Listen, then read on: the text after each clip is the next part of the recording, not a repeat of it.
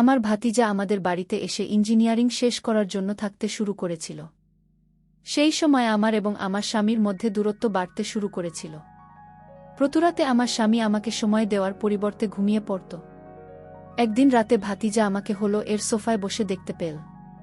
তখন সে আমাকে তার ঘরে নিয়ে গেল। কে বলল, মাম, আমি প্রতিদিন আপনাকে এইভাবে বিষণ্ণ মুখে বসে থাকতে দেখি। আজ থেকে আমি কখনোই আপনাকে মামার অভাব অনুভব করতে দেব না বলে সে আমার পাশে বসে গানের তাল মিলিয়ে গান শুনতে শুরু করল। হ্যালো বন্ধুরা, আজকের এই গল্পে আপনাদের সবাইকে স্বাগত জানাই। আমার নাম অনামিকা। বিয়ের পর আমার স্বামী তার কাজে এতটাই ব্যস্ত হয়ে পড়েছিল যে সে আমার দিকে একটুও মনোযোগ দিত না। ঘরে আমার সঙ্গী ছিল বলতে গেলে আমার 60 বছর বয়সী শাশুড়ি, যার সেবা করা আমাকে কঠিন মনে হতো না। তবে স্বামীর সঙ্গে দূরত্বের কারণে আমি বেশ চঞ্চল হয়ে উঠেছিলাম। আজকের রাতে আমি খুব খুশি ছিলাম, কারণ পরের দিন রবিবার আর আমার স্বামী আমার সঙ্গে থাকবে। রাতে ঘুমানোর আগে আমি মহেশকে বললাম, কাল তুমি কোথাও যাবে না, কারণ কালকের দিনটি পুরোপুরি আমার হবে। আমাদের মধ্যে কেউই কাল বাধা দিতে পারবে না। তখন মহেশ বলল, অনামিকা, আমার একটি কথা বলার ছিল। আমার চাচাতো বোনের ছেলে অভিষেক আগামীকাল থেকে কিছু বছর আমাদের বাড়িতে থাকবে। তার ইঞ্জিনিয়ারিং এর পড়াশোনা করতে হবে, তাই সে আমাদের বাড়িতে থেকে পড়াশোনা করবে। এটা শুনেই আমি বুঝতে পারলাম যে আমার স্বামীর সঙ্গে সময় কাটানোর এই দিনটিও আমার জন্য হারিয়ে গেল। তাই যেই আমাদের বাড়িতে থাকতে আসছিল তার উপর আমার অনেক রাগ হচ্ছিল। কিন্তু যেই ব্যক্তির উপর আমার রাগ হচ্ছিল সে যে আমার জীবনের রং আনতে চলেছে তা আমি একটুও কল্পনা করতে পারিনি। রাতের আগের মাথায় আমি ঘুমিয়ে পড়লাম। পরের দিন সকালের খাবারের সময় অভিষেক বাড়িতে আসার সঙ্গে সঙ্গে সে আমার শাশুড়িকে প্রণাম করল। তারপর সে আমাদের কাছে এল। তখন মহেশ বলল, ভাতিজা পায়ে ছোঁয়া কখনো করতেনি। এটা বলেই মহেশটাকে আলিঙ্গন করল। অভিষেক দেখতে খুবই সুন্দর ছিল, সম্পূর্ণ সাদা রং এবং পূর্ণাঙ্গ শরীর। আমার দৃষ্টি সেদিন তার উপর থেমেছিল। আসার সঙ্গে সঙ্গে আমি তাকে এক দৃষ্টিতে দেখছিলাম। অভিষেক খুবই কথা বলতে ভালোবাসে। আসার সঙ্গে সঙ্গে সে অনেক কথা বলতে লাগল, আর আমি তার কথায় হাসতে শুরু করলাম।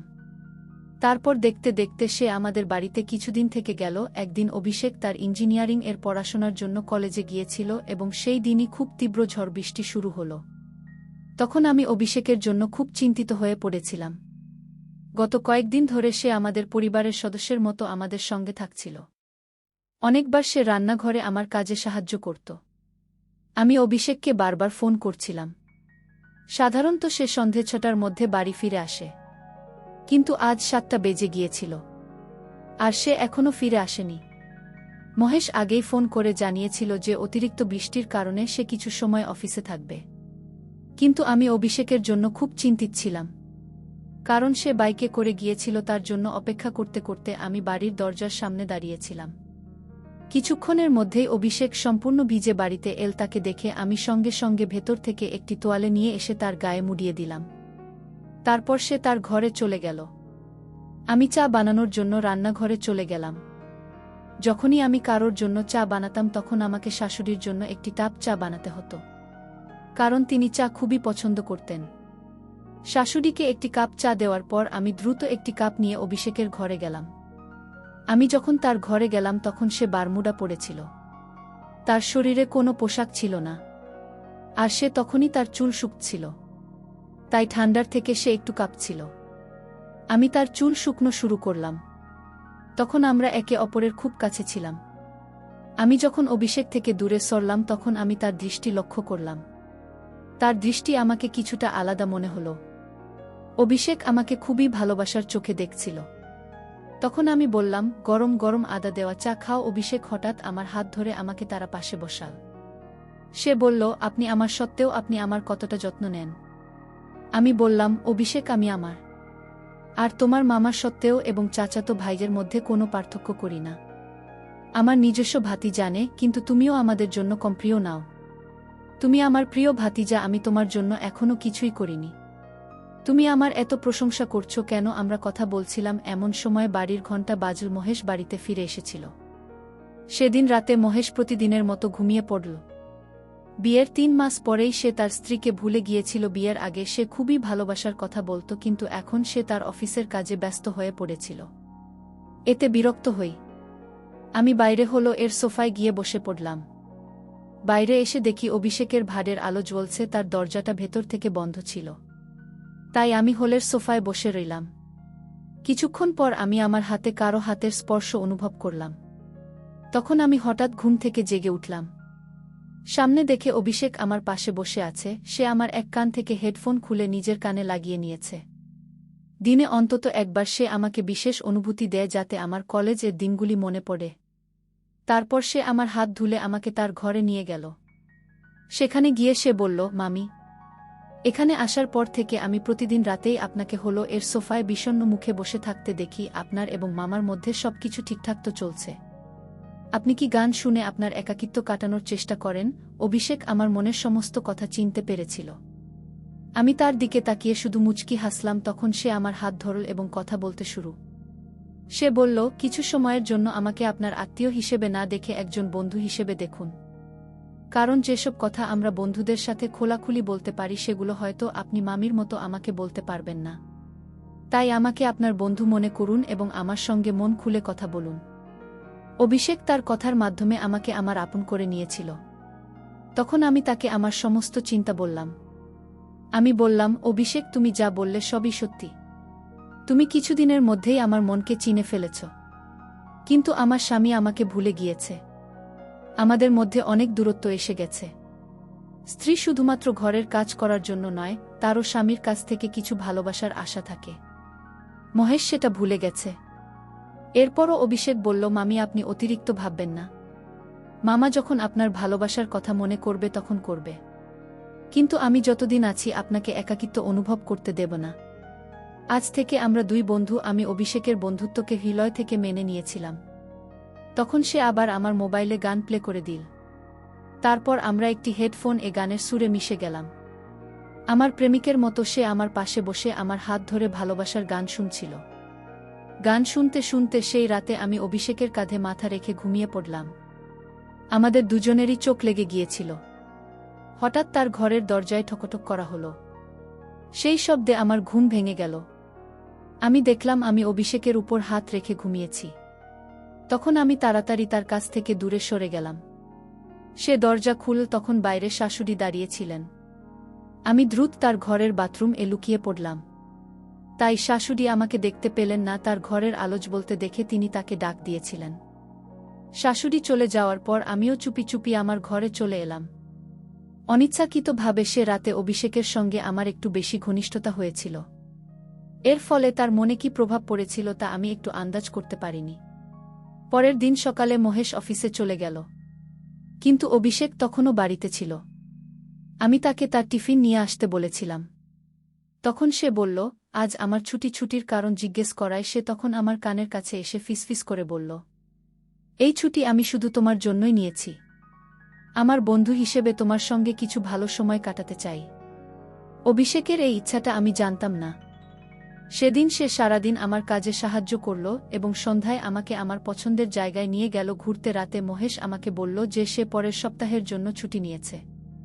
সে বলল, আমার 3 জন কাছের বন্ধুর বিয়ে আছে এবং সেগুলো একই শহরে। একজনের বিয়েতে 2 দিন, অন্যজনের বিয়েতে 2 দিন এবং তৃতীয় বন্ধুর বিয়েতে আরও 2 দিন লাগবে। আমরা সবাই মিলে শেষ বিয়েতে যাব। কেবল পুরুষরাই যাচ্ছে, কারো স্ত্রী যাচ্ছে না। তাই তোমাকে আমি নিয়ে যেতে পারব না। মহেশের এই কথাগুলো শুনে আমার খুব রাগ হয়েছিল। বন্ধুর বিয়ের অজুহাতে হলেও আমি তার সাথে কিছুদিন ছুটি কাটাতে পারতাম। কিন্তু মহেশের কোনো পরোয়া ছিল না।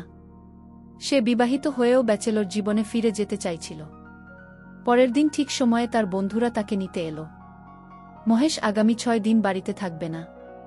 বাইরে যাওয়ার আগে সে অভিষেককে বলল, মা, আমার নানির ভালোভাবে যত্ন নিয়েও অভিষেক মাথা নেড়ে সম্মতি দিল। কিন্তু তার চোখের দৃষ্টিতে আমি যেন এক অজানা সংকেত অনুভব করলাম। মনে হলো মহেশ যেন চোরের হাতে চাবি দিয়ে যাচ্ছে। মহেশ বাড়িতে না থাকায় অভিষেকের আমার প্রতি গোপন অনুভূতিগুলো ধীরে ধীরে প্রকাশিত হতে চলেছিল, যা আমি একটু আন্দাজ করতে পারিনি। মহেশ বেরিয়ে যাওয়ার পর আমি কিছুক্ষণ বিশ্রাম নিতে আমার ঘরে চলে গেলাম। আমি তখন বিছানা চাদর মুড়িয়ে শুয়েছিলাম। হঠাৎ অভিষেক আমার ঘরে চলে এলো। ভেতরে ঢুকেই সে দরজা বন্ধ করল আর আমার পাশে এমনভাবে শুয়ে পড়ল যেন সে আমার স্বামী। তখন অভিষেক বলল, অনামিকা মামি, তুমি ঘুমিয়ে পড়লে কেন? আমাদের কাছে এখন একটা দারুণ সুযোগ আছে। আমি তোমার জন্য একটা চমক রেখেছি। আমি সঠিক সময়ে আমার কলেজ থেকে ছুটি নিয়েছি। এবার তাড়াতাড়ি তৈরি হও, আমাদের বাইরে যেতে হবে। আমি বারবার জিজ্ঞাসা করছিলাম আমরা কোথায় যাচ্ছি, কিন্তু সে কিছুই বলছিল না। শুধু বলল, নানিকে বলো তুমি তোমার বন্ধুর বিয়েতে যাচ্ছ, আর সন্ধ্যার আগেই ফিরে আসবে। বাইরে বৃষ্টি হচ্ছিল, তাই সে আমাকে তার সাথে নিয়ে যেতে চাইল। শাশুমা আমাকে বিয়েতে যেতে অনুমতি দিলেন, যদিও আমি নিজেই জানতাম না কোনো বন্ধুর বিয়েতে যাচ্ছি। অভিষেক আমাকে তার বাইকে নিয়ে রওনা হলো। আধাপথি আমি লাভ বার্ডস পার্কের সাইনবোর্ড দেখলাম। তখন আমি অভিষেককে বললাম, তুমি কি আমাকে লোভে বোর্ড বার্কে নিয়ে যাচ্ছ? এটা শুনেই সে বাইক রাস্তার ধারে নিয়ে গেল, আর জোরে ব্রেক কষল। ফলে আমি পুরোপুরি তার উপর পড়ে গেলাম। পড়ে যাওয়ার ভয়ে আমি পিছন থেকে তাকে জোরে ধরে ফেললাম। বাইক থামাতে অভিষেক বলল, অনামিকা মামি, তুমি খুবই চতুর, তুমি ঠিক সাইনবোর্ড পড়েছ। আমি তোমাকে আজ একদিনের জন্য লাভ বার্ডস পার্ক এ নিয়ে যাচ্ছি। সবসময় রান্নাঘরে থাকার ফলে তোমার মনও যেন খিচুড়ির মতো হয়ে গেছে। আজ তোমার বন্ধু হিসেবে তোমাকে একটু বাইরের জগৎ দেখাতে চাই। কয়েক ঘন্টার মধ্যে আমরা লোভে বার্ডস পার্ক এ পৌঁছালাম। সেখানে আমরা অনেক মজা করলাম। একাধিক স্পোর্টস এ আমু অভিষেকের হাত ধরে ঘুরছিলাম, আর অনেকেই আমাদের দম্পতি ভেবে ভুল করেছিল। অভিষেক কখনো আমার কোমরে হাত দিয়ে, কখনো কাঁধে হাত রেখে আমার সঙ্গে ছবি তুলছিল। সন্ধ্যা 7টার আগে আমরা বাড়িতে ফিরে এলাম। বাড়ি থেকে বাইরে বের হয়ে আমি অনুভব করলাম যে বাইরের জগতেও একটি সুন্দর জীবন আছে। সেই রাতেই আমাদের কলেজের গ্রুপে আমার এক বান্ধবীর বিয়ের কার্ড এলো। বিয়েটা খুব তাড়াতাড়ি ঠিক হয়েছে। পরের দিনই বিয়ে। আমি ভাবছিলাম শাশুমাকে কি বলবো। সেই রাতে অভিষেক আমার ঘরে এলো। সে আমাকে সাহস দিল এবং বলল, যা সত্যি তাই বলে দাও। আমি শ্বশুরমাকে সত্যি কথাই বললাম। তিনি আমার কথায় বিশ্বাস করলেন। পরের দিন যখন আমি বিয়েতে যাওয়ার জন্য তৈরি হচ্ছিলাম, অভিষেক আমার আশপাশেই ঘুরছিল। সে কখনো আমার শাড়ির সাথে মিলিয়ে দুল এনে দিচ্ছিল, কখনো আমার ব্লাউজের ফিতা বেঁধে দিচ্ছিল, আবার কখনো আমার চুল ঠিক করছিল। তার হাত বারবার আমার পিঠে পড়ছিল। আমরা যেন এক প্রেমিক প্রেমিকার মতো একে অপরের খুব কাছাকাছি ছিলাম। অভিষেক আমার ছোট ছোট বিষয়গুলির খুবই যত্ন নিচ্ছিল। তার ভালোবাসা আমার মনকে ধীরে ধীরে দখল করে নিচ্ছিল। সেদিন আমি খুব সুন্দর করে সেজেছিলাম, তাই রিকশায় চেপে বিয়েতে গিয়ে আমি আমার মেকআপ নষ্ট করতে চাইনি। আমি মহেশকে আমার বান্ধবীর বিয়ের কথা জানিয়েছিলাম। বিয়েটা আমাদেরই শহরে ছিল, তাই মহেশ বলল, অভিষেককে সাথে নিয়ে বর গাড়িতে চড়ে যাও। অভিষেক এক পায়ে দাঁড়িয়েই আমার সাথে যে কোনো জায়গায় যেতে প্রস্তুত ছিল। সেদিনও সেজেগুজে আমার সাথে বের হলো অভিষেক। সেদিন খুবই সুদর্শন দেখাচ্ছিল। আমার দৃষ্টি তার উপর নিবদ্ধ ছিল। বিয়েতে আমি তাকে ড্রাইভার হিসেবে নিয়ে যাইনি, তাই তাকে সাথে নিয়ে বিয়ের হলে ভিতরে গেলাম। আমার অনেক বান্ধবী মহেশকে দেখেনি, তাই তারা অভিষেককে আমার স্বামী মনে করেছিল। তারা মজা করে বলতে লাগলো, তুই এমন একটা হিরেকে কোথা থেকে পেলি? কাশ আমাদের স্বামীও এত হ্যান্ডসমে হতো। তারা নিজেদের মধ্যে কথা বলছিল আর হাসছিল তাদের সন্দেহ দূর করতে। আমি বললাম, এটা আমার স্বামী নয়, এটা আমার ভাতিজা। কিছুদিনের জন্য আমাদের বাড়িতে এসেছে। তখন সবাই বলতে লাগল, তোর ভাগ্য এত খারাপ কেন? আমরা তো ভাবছিলাম অভিষেক তো স্বামী। কিছু বান্ধবী অভিষেকের চারপাশে জড়ো হয়ে তার সাথে কথা বলতে লাগল। সে খুব মিশুক ছিল। তখন আমার সবচেয়ে কাছের বান্ধবী আমার কাছে এসে নিজের সমস্যার কথা বলতে লাগল। সে বলল, আজকাল আমার স্বামী আমার কোনো খেয়ালই রাখে না। সে যদি আমার ভালোবাসার পরোয়া না করে, তাহলে আমিও তার জন্য ভাবব না। আমি এমন একজন প্রেমিক পেয়েছি যে আমার অভিষেকের মতোই যুবক আর সুদর্শন। কয়েক মাস ধরে তোমার সোশ্যাল মিডিয়াতে কোনো ছবি দেখিনি।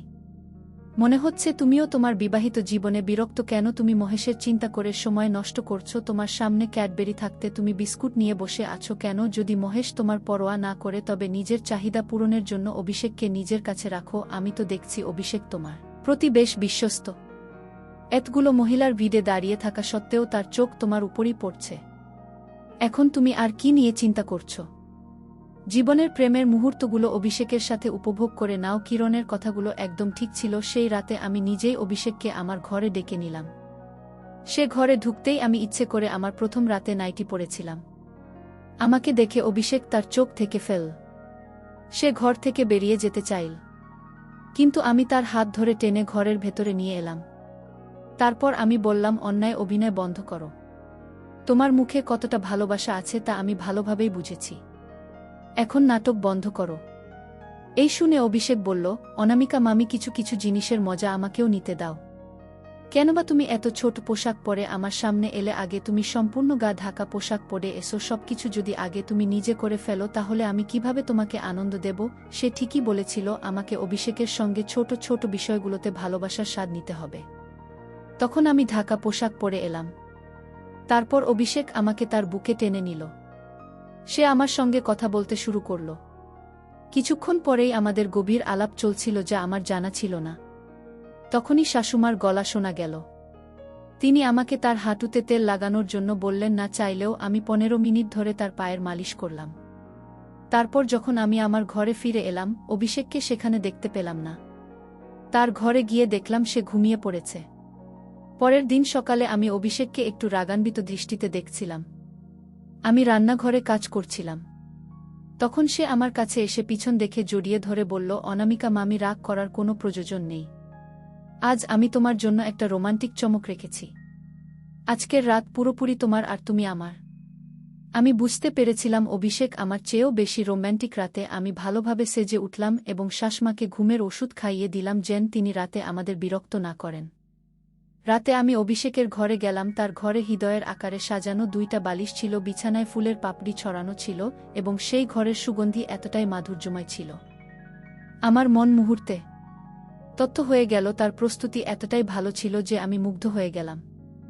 আমি খুব উৎসুক ছিলাম সে আরও কিভাবে আমাকে খুশি করবে। কিন্তু ঘরে অনেক সাজসজ্জা থাকলেও সে কোথাও দেখা যাচ্ছিল না। আমি তাকে বাথরুমেও দেখলাম না। তার ফোনও লাগছিল না। কে সে আমার সঙ্গে মজা করেছে? তখন আমার মন কিছুটা ভারাক্রান্ত হয়ে গেল। তখনই আমার নজর পড়ল তার বিছানা। সেখানে একটি চিঠি রাখা ছিল।